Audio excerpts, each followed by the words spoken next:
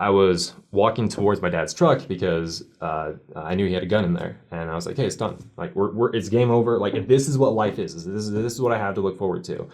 This sucks. I'm not gonna do this. This is miserable. If there's a God out there, why would He allow this to happen?" And I was walking to the truck. Truck was over here. My sister's car was right here. I got to right here, and the thought struck me, and it was like, "Go in your sister's car and pray." I was like, "What?" Like, I think I prayed once over a meal when I was 10, you know what I mean? Like, what do you mean? I don't even know what to say. I don't even know how to do that. Wow. Yeah, and so it's pretty wild, right? Pretty wild. That's cool.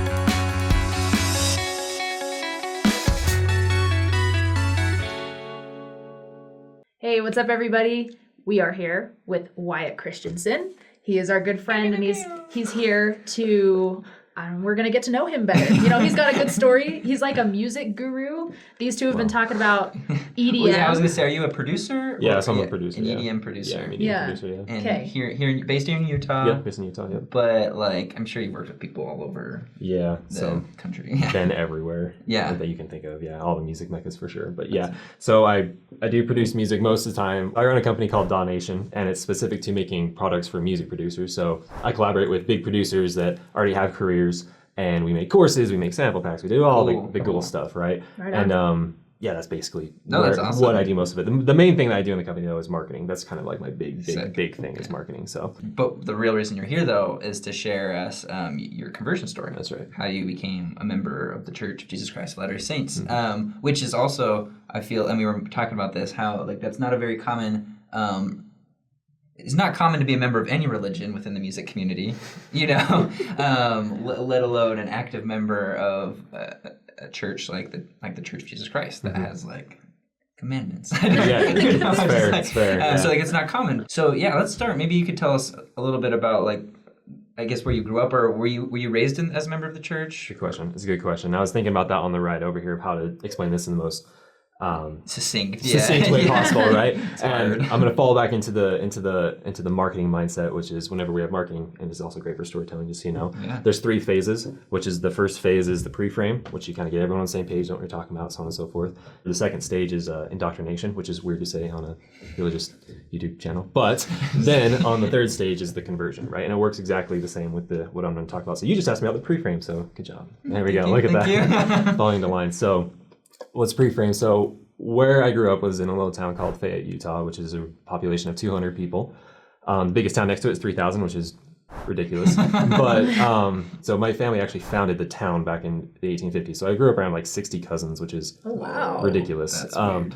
But my family, they started a company there, and it employs roughly 70% of the valley. And so we were very, what you would call a high-profile family, I guess you'd say.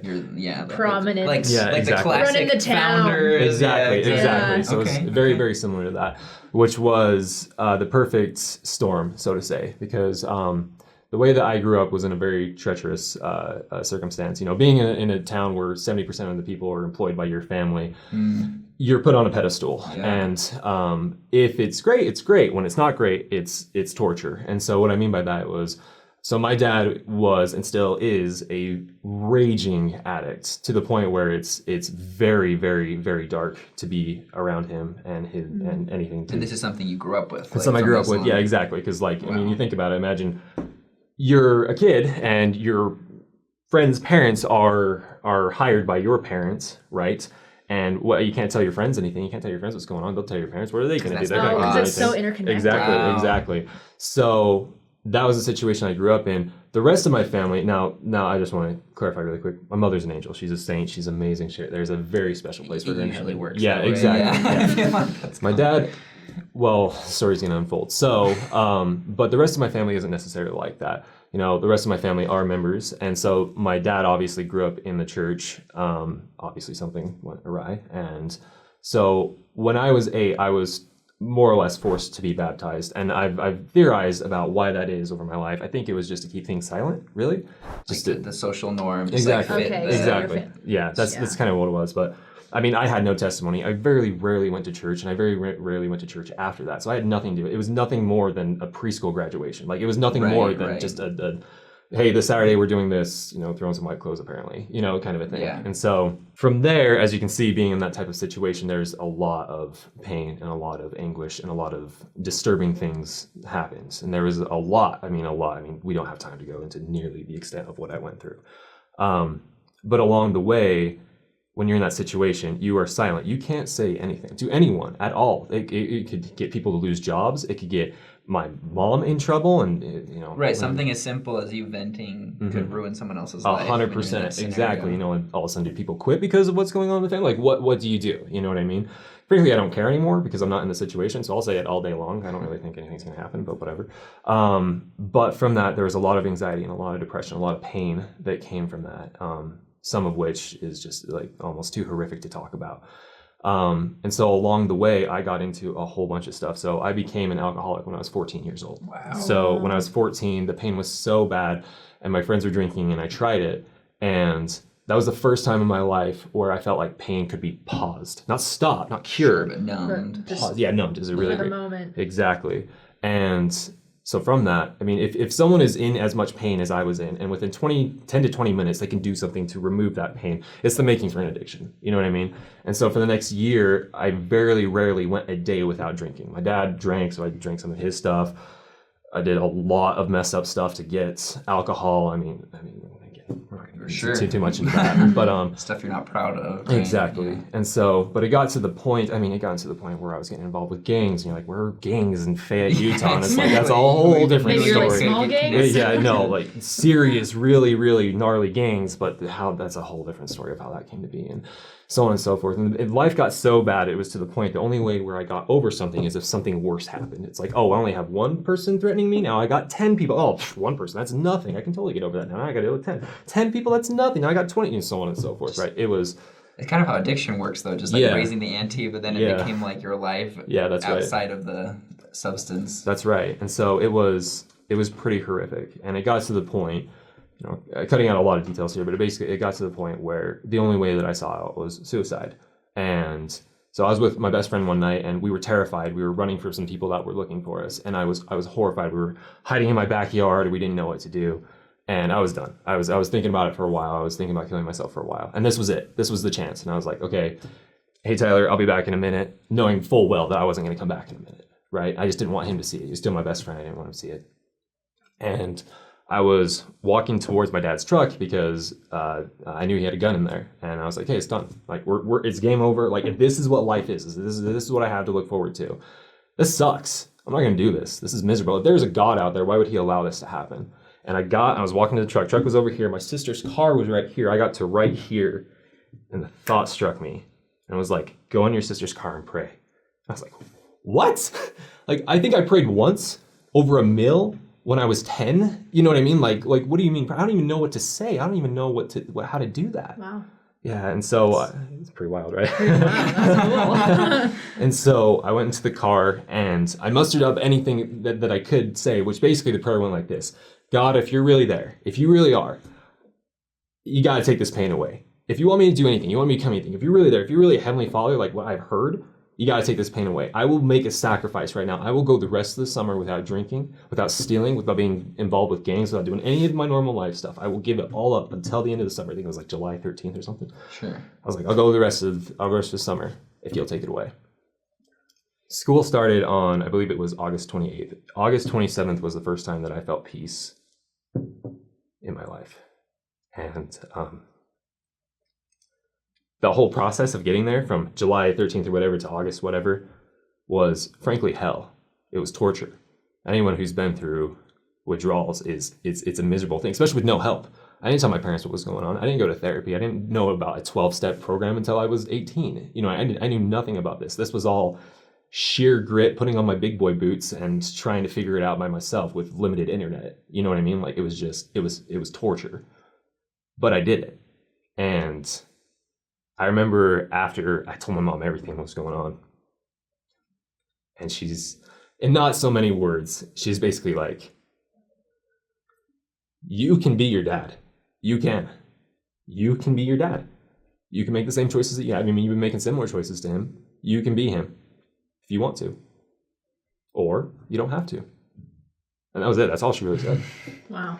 And so from there, So from there, to speed up, so that's more or less the pre-framing. So you can see how it all came to be. Now we're into the indoctrination process. Yeah. So from there, I started going to seminary and hearing these mind-boggling things. A savior? Someone who came to earth that died for me? What? Prophets? Revelation? You know, like, what? What is this? You know what I mean? Even though I grew up in Utah, even though I was baptized, I had no idea about this stuff, right? No, it's so new to you. Yeah, it was so bizarre. And from there, it took about 3 years. So from when I was 15 to when I was 18, and I tore the church apart as much as possible. So I'm a very logical thinker. So I looked at every bit of evidence that I could find, every argument, everything. And ultimately, as we all know, the argument really comes down to this. Is the Book of Mormon true? Is it really what it says it is? If it is, there's an answer for everything. If it's not, then we're wasting our time. Right? So I read the Book of Mormon. It took a year. And I remember praying about it when I was 18 years old, or 17, somewhere around there.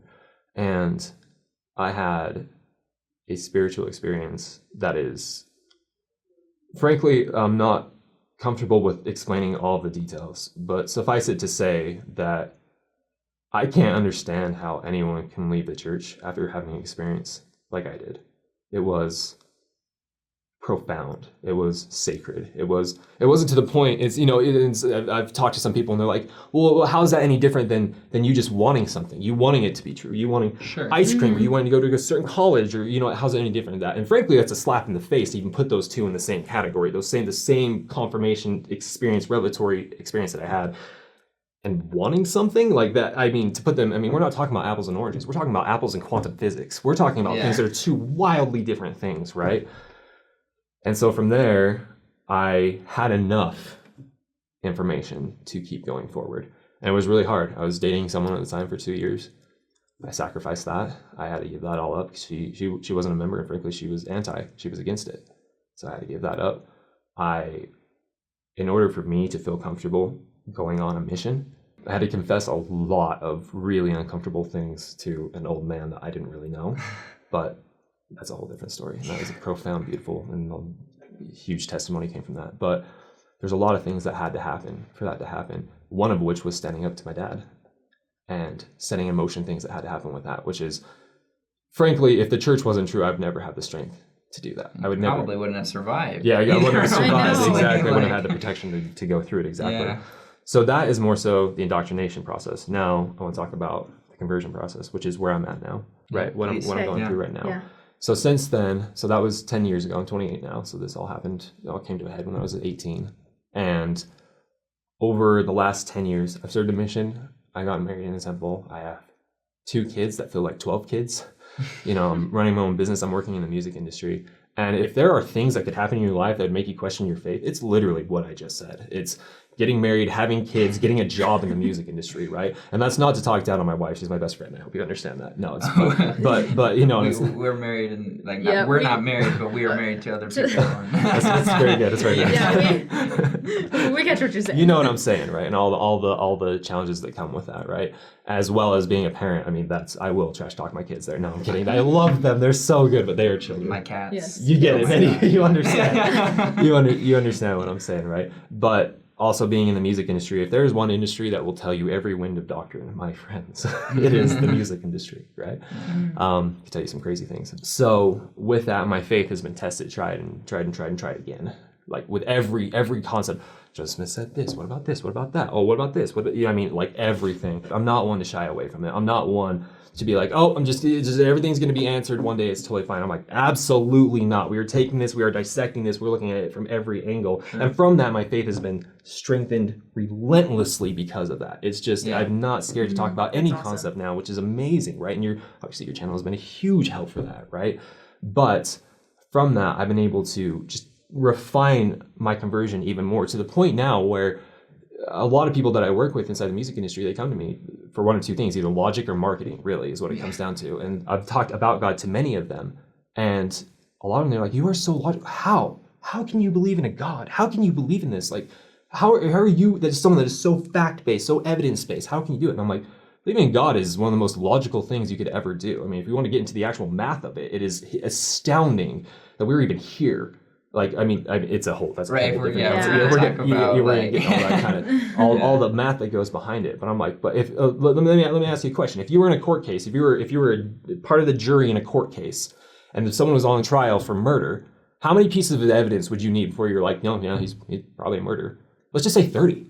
If he had 30 pieces of evidence, he was there, the blood was on his clothes, he had the weapon, he had intent, he said he was going to kill her, but 30 pieces of evidence, you get rid of 15 pieces of evidence, there's still 15 pieces of evidence. Like, it is ridiculous. Yeah. But if all you need is 30 pieces of evidence, let's break open 1 Nephi right now. Done. You know what I mean? You want to talk about Joseph? There's no way that he could have known that this thing was actually called this. There's no way that he got the geographical positioning correctly. There's no way that boom, boom, boom, boom. You know what I mean? And then half of the prophet, like any prophecy, exactly, that like has come true. Exactly. But that's just still on the logical side, right? That's still just on the logical side. So if we're talking logic, the Church of Jesus Christ of Latter-day Saints, I'm gonna make a bold statement right now, but it is the most logical religion that has ever existed ever, and there's an enormous amount of evidence backing that up. And as someone that is not afraid to go down the path to see if there is faults here, or to see if there is, misconceptions or anything, as someone that's come out the other end, I can testify that it is the most logical by far. But that's, again, just the logical side. There is tens of thousands of spiritual experiences that I've had that confirm this. How do you explain that? How do you explain when I'm giving someone a blessing, I can understand something about them that they didn't tell anyone? Like, how did you know that? I have no idea. I have no idea how I knew that. You know what I mean? Yeah. So in a nutshell, that's my conversion story. Yeah. Any questions? Yeah, that's like, boom. Mic drop. Yeah, that was great. Wow. Thank you for sharing that. I mean, do you have any questions, Justin, in addition to what? I was going to say, I just like what, and how you prefaced it with the marketing point of view, right? But that's something that I think anyone who's watching this show, you can take into account that, like, your conversion needs both the logical and the spiritual. 100%. If you at any point base your testimony off of solely a spiritual experience or the facts that you've accumulated, it will be broken down at some point by somebody. I agree. And so like the example you've given us of like, yeah, you found out the facts, but then you also have had these experiences, like that's what can't be broken. Exactly. I mean, I don't know if you have any... Yeah, no, I just really appreciate you being open with us about your conversion story and just telling us how it really was. Thank you. Yeah. I appreciate it. I really appreciate it. And what you said, I love that, highlighting just the logical and marrying that with the spiritual. Thank you. I mean, so important in a conversion. Yeah. I agree. Thank you. Just wrap this all up in a nice little bow. What you guys just said, the combination of the logical and the spiritual, I think is 100% correct, because God is a God of order, which means he is a God of logic. We've heard this saying a lot, that God works outside the realms of logic sometimes. The reality is that that's not true at all. It may seem illogical to us. I just don't understand. Exactly. When I was learning about the law of chastity, it seemed completely illogical. I didn't understand it at all. I'm like, why is it okay then but not now? Right? It wasn't until I was older, when I got all the rest of the information, I'm like, of course this makes sense. Look at all the pain that can happen that has from look at all the I'm not going to get into it, but you know what I'm saying. All the negative things that could come from something like that, right? If God is logical and spiritual, wouldn't it make sense that if you want to draw closer to him, you actually have both sides? You know what I mean? You have your left side of the brain, which is logical. You have the right side of your brain, which is creative, and what I would also say spiritual or emotional, right? They both play a vital role. Wouldn't it make sense that it would play the same in your spiritual conversion? To have both of those working together, not enemies, not pitted against each other, working together? I'll leave that thought with you. Okay. Is that okay? Yeah, it's wonderful. Okay. Thank you for watching. Please, if you have any questions about the story or just anything that's happened in this episode, leave it in the comments. And subscribe, and we'll see you guys in the next episode. Thanks, guys.